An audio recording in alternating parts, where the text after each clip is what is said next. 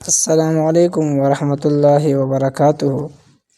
آج ہم بات کریں گے رمضان کے مسائل کے حوالے سے مفسدات روزہ، یعنی روزہ کن چیزوں سے ٹوٹ جاتا ہے۔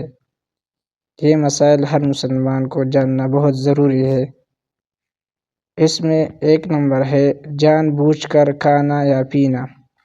اگر کوئی شخص روزہ یاد ہونے کے باوجود جان بوجھ کر کچھ کھا یا پی لے تو روزہ ٹوٹ جاتا ہے، قضا لازم ہوگی اور بعض صورتوں میں کفارہ بھی ادا کرے گا۔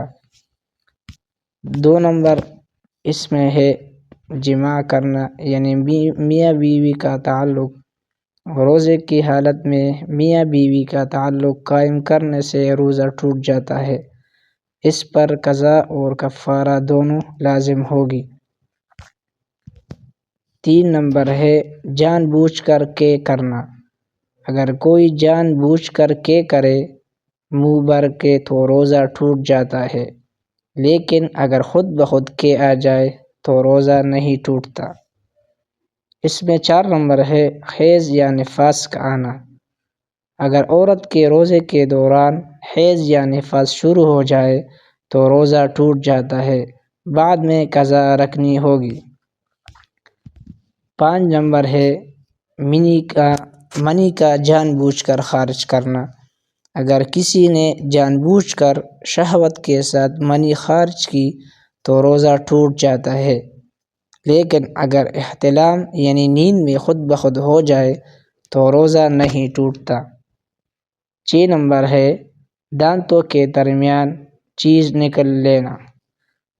اگر چنے کے دانے کے برابر یا اس سے زیادہ چیز نکل لی جائے تو روزہ ٹوٹ جاتا ہے۔ سات نمبر اس میں یہ ہے کہ روزے کی حالت میں کلی کرنا کیسا ہے۔ روزے کی حالت میں اگر کلی کرتے وقت حلق میں پانی چلا گیا اور روزہ یاد تھا تو روزہ ٹوٹ جاتا ہے۔ اس میں آٹھ نمبر ہے روزے کی حالت میں اگر دانت سے خون نکلے تو روزہ ٹوٹ جاتا ہے کہ نہیں۔ دانت سے نکلنا والا خون اگر کم مقدار میں یعنی تھوک کا غلبہ ہو تو روزہ فاسد نہ ہوگا۔ ہاں، اگر خون کا مزہ حلق میں محسوس ہو تو روزہ ٹوٹ جائے گا۔ اسی طرح جو خون تھوک سے زیادہ ہو تب بھی روزہ فاسد ہو جائے گا۔ نو نمبر مسئلہ اس میں یہ ہے کہ روزے کی حالت میں کان اور ناک میں دوائی ڈالنا کیسا ہے۔ ناک اور کان میں تر دوائی ڈالنے سے روزہ ٹوٹ جائے گا، اور اگر خشک چیز کا اندر پہنچنا یقینی ہے تو روزہ فاسد ہوگا۔ کان کے اندر اگر پانی چلا جائے تو روزہ فاسد نہ ہوگا، اور اگر تیر ڈالا تو فاسد ہو جائے گا۔ 10 نمبر مسئلہ اس میں یہ ہے کہ روزے کی حالت میں سگریٹ اور نسوار کرنا کیسا ہے۔